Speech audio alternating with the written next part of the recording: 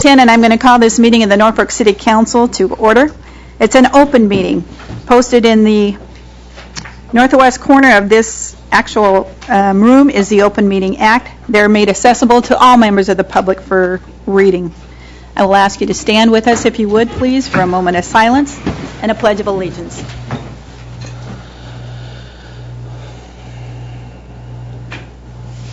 Pledge allegiance to the flag of the United States of America and with the republic for which it stands, one nation, under God, indivisible, with liberty and justice for all.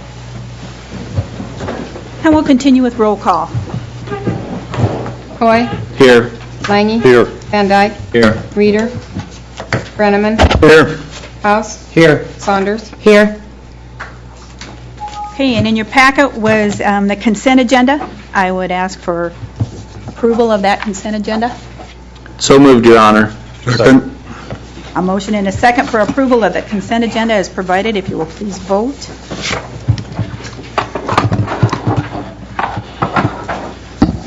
All councilpersons voting in the affirmative.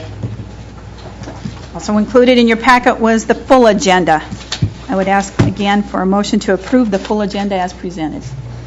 So move, Your Honor. Second. Motion and a second to approve the full agenda. Please vote. All councilpersons voting in the affirmative. Okay. Under special presentations tonight, I'm looking for Jay Kenobi, NAR. Seeing no Jay, is there anyone here in his place, possibly? If not, then we're going to skip to you, Dave Simonson, and ask that you come forward and give us an update on Economic Development Council, if you would, please.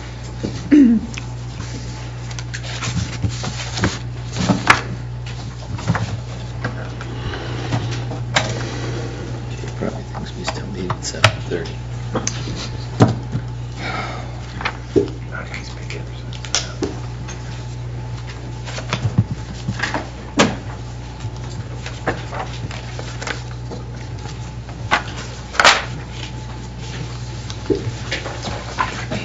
Good evening, everyone. Just a brief update. I actually wasn't even aware that I was on the agenda until about 5 minutes ago. I have a feeling that's why Jay's not here. I'm thinking the same thing. I'm going to text into a staff member right now to find out what's going on. But the Elkhorn Valley Economic Development Council, and I can give a little update on NAR too, I guess, if you want me to. But I know they've been working on finalizing a grant that they have, which is a marketing grant, and they're in the process of looking at reapplying for another grant through the City of Madison for which is the BEC grant, Building Entrepreneur Communities Act grant through the Department of Economic Development. They have been having successes. They sent out a very large mailing recently, and I've seen their website activity pick up tremendously. And documenting their successes can be somewhat like documenting economic development successes. They're difficult to do at times, but they've recently had some really good cases where they've been able to document some good successes, and I hopefully coming up here they'll be able to present to you all those successes, and I think that's what Jay was going to do tonight. From Elkhorn Valley Economic Development Council standpoint, obviously we're providing some staff time to them, and it's a good partnership because what they're doing directly affects economic development. And while unemployment's up a little from what it was a few years ago, I fully expect that once the economy turns around, unemployment's going to drop, and we're going to see a need for additional workers. So that partnership that we have formed is going to be all that much more important. The project listing that I gave out last time, there's been a few changes on it. However, the number has not gone down. If anything, there's one or two more projects than what were on there before. Some really good projects that are in the works, and hopefully there'll be some announcements coming forward within the next 6 months anyway on at least one or two of them. The economy still affects all the projects from the standpoint of financing, and it's an interesting time. You know, the banks have a fair amount of money, but getting somebody approved for a loan is very difficult, and so a lot of the projects I'm working with right now are in that financing stage and bringing financing together. Including the Tyson project that has been talked about previously, the sale of the Tyson building. They've made some good steps forward, but they are still in the financing stages for that project. Otherwise, I guess I would be more than happy to field any questions. We are doing our first membership drive for the organization. The organization had done a capital campaign, as most of you know, previously, but had never done a membership drive, so you may or may not have been hearing about that. We're doing that because, and I'm talking, when I talk to people, I tell them this, about 80% or more of that money that we raise from our membership drive will go towards marketing. We have a need for additional marketing dollars. I've told my board before, and I've told other people, the marketing budget I have here is about 1/5 of what I had in Wayne, and I've got 3 counties here and I had 1 over there, so we really need to add to that. There's a lot of marketing that we should be doing from economic development standpoint, not only externally, which would be the marketing that most would think about, but internally as well, from the standpoint of touting what we have to the area citizens who live here every day of their lives, but often when you live in a place, you overlook what it is that you do have. And so part of the marketing will be that, and then obviously marketing to businesses, both internally and externally. And that is moving forward. The board is working on that, and we've had some good successes so far. And our goal was to raise a minimum of $100,000 for each year for our membership drive, and we're well on our way there. So hopefully that we'll wrap that up. It's a 2011 membership that people are getting. So if they pay a membership now, they actually get just a little under 18 months instead of 12 months. But little bonus out there, I guess. But so that's there, and I get the question all the time. Well, what about LB 840? And what I'm telling people is that I think EVEDC, and I think in talking with a few of the council members here as well, and L, that money I think is better served to go towards the incentives for businesses. And so rather than using it for marketing, which it could be used for, I think that that money should be kept aside for the incentives to assist businesses to bring infrastructure, if needed, to businesses that need those dollars. So, that's where we're at and what's going on, and I'd be glad to take any questions if you have. Dave, in the marketing, are you marketing for businesses, and is this a tiered thing, or individuals? Are you looking for individuals to join? We're looking for both. We have an individual level, which is $150, and then we have a business level, which starts at $250 for basic and goes on up all the way to $10,000, which we've had a couple people come in at that level, and so we're pleased with that. That's a board. It's called an advisory board level, which it is what it says. They would meet quarterly with the board, and there would be an open discussion of what's going on, where things are going, and get their input as to what they feel should be going on, so that the board has a feel of that level of membership as to what direction they think we should be going, and the board can make a decision from there as to how to proceed. Obviously, it's not a lot different than what the city, and the city, because of what you pay in the county as well, and the other two counties, you automatically are at that level and above. So you obviously would have a seat at that table as well, just like anybody else that would pay that level or above. But as far as the marketing itself,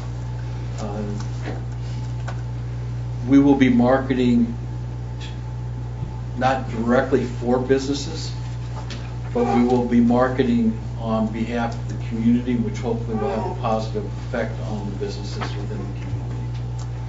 Is how we're looking at it. So it's an overall community marketing campaign, or community being, for me, 3 counties.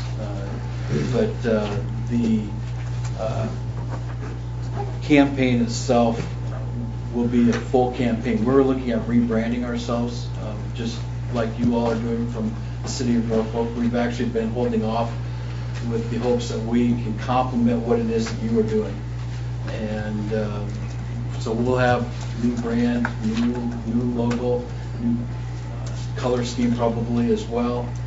And that process will probably get going here and get this fall. It would be my hope that we'll be able to completely get this fall and get something in place. And then from there, obviously, our true marketing will begin once we have all that in place. I appreciate you being here, Dave, and I will tell you I've certainly seen the recruiters' emails coming out in full force lately, so that is great. I know you have a lot to do with that, and I think as well, you talk about Tyson, and we've heard about them for some time now, but kudos to you for keeping it alive, and continuing to work with it. So I'm confident you're going to figure out a way to get them the dollars they need, Dave, so. We're working hard on it. Great. Thank you. Any other comments or questions for him? Okay. Thank you. Thank you. All right, next on the agenda, and Dave, this kind of follows right after you, NPPD here with an economic and demographic trend analysis. Mayor, I'm going to, You're it, okay. on behalf of MPPD, Okay. they did provide us with their annual economic, what do you call it, economic and demographic trend Yeah. study. I was just going to draw your attention to a couple of points that I thought were interesting. On page 2, you'll find that the percent of salary by major economic sector, Madison County outpaces the metro and non-metro area in trade and wholesale, as well as education and health services. We are clearly a leader in the state in those 2 categories specifically. On page 7, if I take you to the chart that looks at where do our folks work, 31% of Norfolk residents go outside of the county to work. On page 10, on table 5A, 53% of Norfolk labor comes from outside of Norfolk. So we do have some folks that are traveling outside of the city. Now that might be regionally, Stanton County, Pierce County, what have you, but 53% of our labor in the city of Norfolk comes from outside of the city. So we are dependent on our area counties and communities as well. On page 15, if we look at the population trend, I think this is probably the most encouraging, one of the most encouraging things that we could find in this study. Madison County has reversed the trend of the entire non-metro area within the state with an in-migration in the 15 to 24-year-old age group, which is an anomaly across the state. Most people see an out-migration of that younger age group. We have young people moving into Madison County, and I'm sure a significant portion of that is driven by Northeast Community College, but I think it's encouraging to see that young people are coming into our region. On page 22, this really reiterates what we already know about Norfolk, but the retail pull factor for Madison County is 1.36. If a 1.0 is neutral, we are bringing in more people to shop retail services in Madison County by about 0.36% more. Norfolk has a pull factor of 1.87, and that's second in the state only to Scotts Bluff, which has a 2.24. So our retail pull factor is tremendous in Norfolk and needs to be understood for how important it is for us, being that regional center. With that, I'd let you review the report, but again, those are just some highlights that I pulled out that I thought were interesting. They are significant for our community, and there's a lot of interesting information in this report.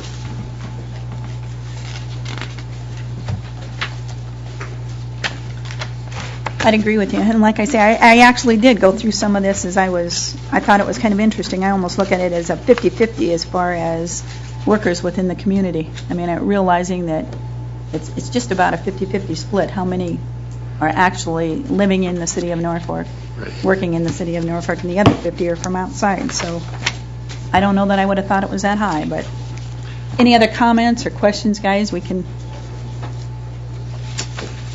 This is normally about a 45-minute presentation, and I thought that we could maybe hit the highlights, and there's so much to digest, I'm not sure a presentation really does it justice. So the information is there, and it's worth reviewing and digesting, but I think it's really very interesting. Do we have the ability, the right, to actually include this as a link on our site? I think it's very interesting information, and I think there'd be a lot of businesses yeah, this is our study. This is done annually, so I think that's appropriate. Okay. Then I would ask that. Okay. I don't want to cut anybody short on that. Dale? Are you ready to move on? Yeah. Okay. All right. Then we're going to go to the regular agenda, and I'd ask for consideration of ordinance number 5127, adjusting the sewer rates for residential, commercial, and industrial effective October 1, 2010. Your Honor, I would move consideration of ordinance number 5127 on first reading. Second that, Your Honor. Okay, we have a motion and a second. I would assume we got some discussion here. Todd, am I looking at you to give us any input on this, possibly?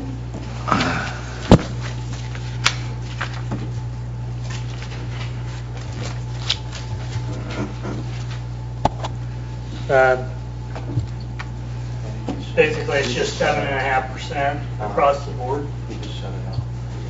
And it's in each category of residential, commercial, and then industrial. So I guess I'd just offer any questions if there is any. It's consistent with the Black and Veatch financial analysis that we had completed a couple years ago. They were recommending a series of increases, and this is consistent with that study. Okay. Thanks, Dennis. Any questions for Todd at all while we have him before us? I guess not. Todd, thank you. Okay. Any further discussion or questions at all, Council? Percentage looks bad, but we knew this down the road and it was coming, and so, Well, isn't it kind of that, percentage seems high when it's low, and so I guess that's the way to look at it, Ivan. we knew we had to do it. Yeah. On a residential basis, it amounts to about $1.75 per billing, which is every other month, so 87 cents a month. Yeah. Okay. I need a short title here, Beth. Yes. An ordinance of the City of Norfolk, Nebraska to amend Section 26-97 of the official city code by adjusting sanitary sewer rates to provide when the sewer user charges shall be operative and to provide when this ordinance shall be in full force and effect, and for publication of this ordinance in pamphlet form. Okay, and with that, then, I would ask for your vote on ordinance number 5127. All councilpersons voting in the affirmative, ordinance 5127 carries on first reading. Your Honor, I would recommend that we suspend the rules and pass ordinance 5127 on second and third. Second that, Your Honor. Okay, we have a motion and a second then to suspend second and third. Any discussion at all? Hearing none, please vote. All councilpersons voting in the affirmative, ordinance 5127 carries on second and third readings. Okay, and next would be consideration of ordinance number 5128, approving the fiscal year 2010-11 classification and pay plan.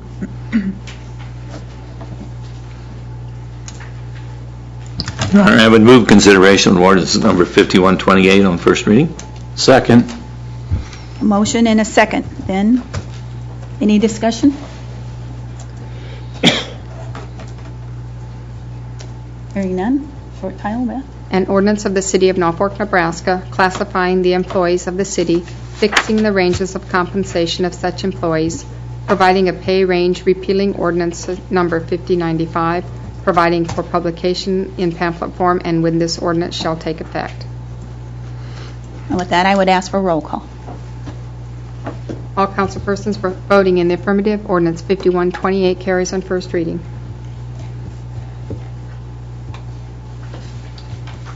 All right, moving on then. Consideration of approval Your of... Honor, Yes, sir. I'd like to move that we pass this on second and third, Okay. suspend the rules. I'd second that. We have a motion and a second to suspend the rules on second and third reading. You know, I'd like to comment that I think a lot of effort has gone into this, the preparation of this ordinance, to make sure that we are comparable with the other first-class cities, and I think that it's insurance policy to approve this ordinance.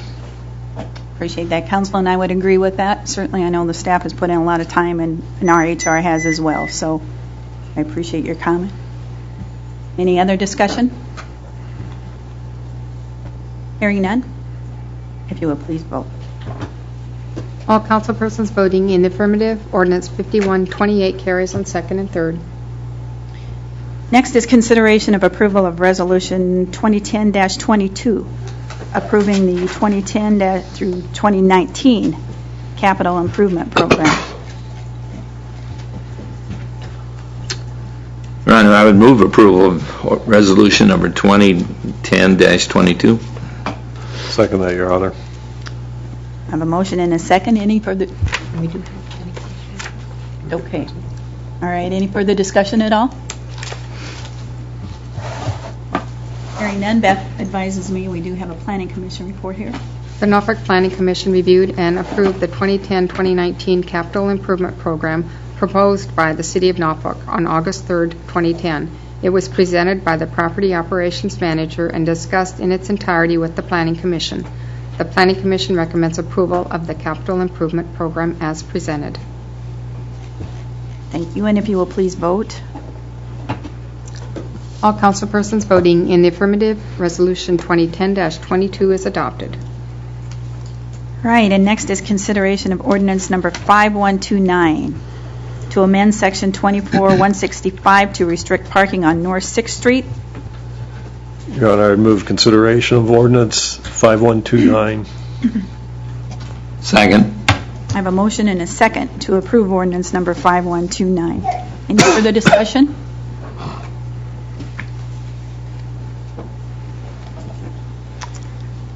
Hearing none. Short title. An ordinance of the City of Norfolk, Nebraska to amend Section 24-165 of the Official City Code to create a parking restriction in subsection C therein as it relates to the west side of North 6th Street from 40 feet to 481 feet north of the north curb line on Walnut Avenue, to provide when this ordinance shall be in full force and effect, and to provide for publication of this ordinance in pamphlet form. Okay. Chief, you want to give explanation? This ordinance request was made by the Norfolk Public School District, specifically the high school, with the advent of the 9th grade moving up to the senior high school this year. They had requested that we add some additional restricted parking on the west side of 6th Street, across from the senior high school. They believe, and we would agree with them, that this will help facilitate a smoother dropping off of students and picking up students, particularly with the extra students that will be not driving and will have to have probably parents or someone dropping them off. We hope that this will help eliminate some of the vehicles stopping in the middle of the street and dropping them off and creating more congestion. So if you would so approve, we would encourage you to pass this on all 3 readings, and school will be starting here shortly. And we could get this implemented and hopefully help reduce some of the congestion that is undoubtedly going to occur out there. Appreciate that. Good input. Any other discussion at all? Thanks, Chief. If not, I would ask you to please vote. All councilpersons voting in the affirmative, ordinance 5129 carries on first reading. Your Honor, I move we suspend the rules and pass ordinance 5129 on second and third. Second. We have a motion and a second to suspend rules on second and third reading.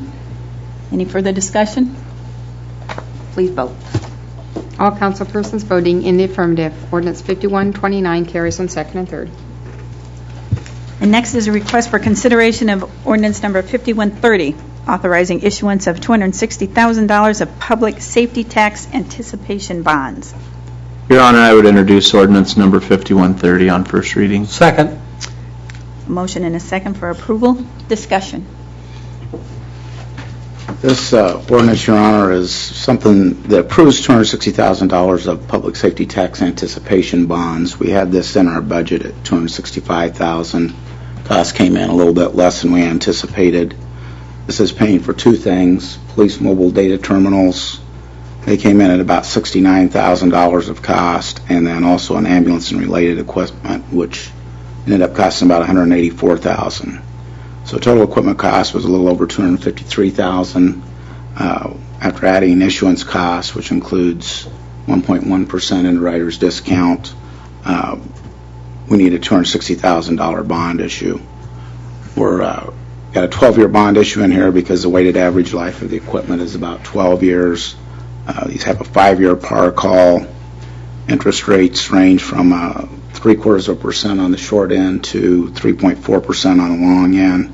That averages out to an interest rate of a little over 2.7%. And since these interest rates are based on approval at tonight's council meeting, I recommend passage on all 3 readings.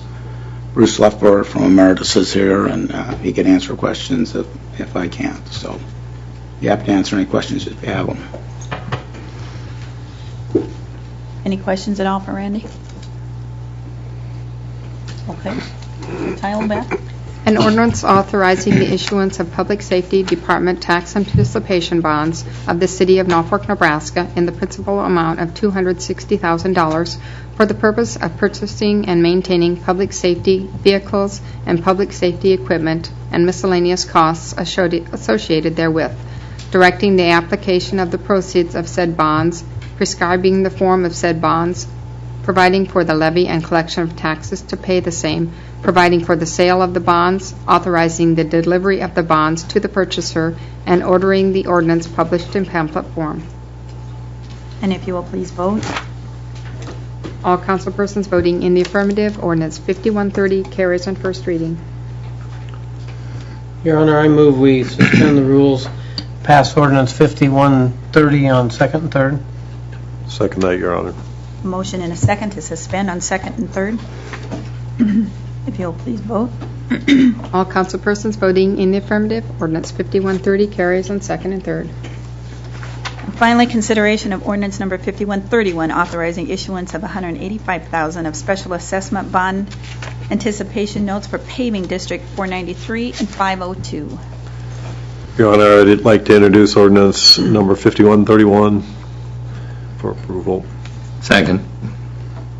Motion and a second for approval here. Any discussion? Hearing none. Short title. An ordinance authorizing the issuance and sale of bond anticipation notes of the City of Norfolk, Nebraska in the principal amount of $185,000 for the purpose of providing interim financing for the costs of street improvements for paving district numbers 493 and 502, pending the issuance of permanent general obligation various purpose bonds of the city, prescribing the form of said bonds, agreeing to issue the city's general obligation various purpose bonds to pay the notes at maturity or to pay the notes from other available funds, entering into a contract on behalf of the city with the holders of said notes, and providing for publication of this ordinance in pamphlet form. And if you will please vote. All councilpersons voting in the affirmative, ordinance 5131 carries on first reading. Your Honor, I would move we suspend the rules and pass ordinance number 5131 on second and third. Second. A motion and a second to suspend second and third. If you go, again, will please vote. All councilpersons voting in the affirmative, ordinance 5131 carries on second and third. Okay. The agenda, and nothing else included there. Any other discussion, council? Hearing none, I would ask for a motion to adjourn. I'll make the motion, Your Honor. We are adjourned.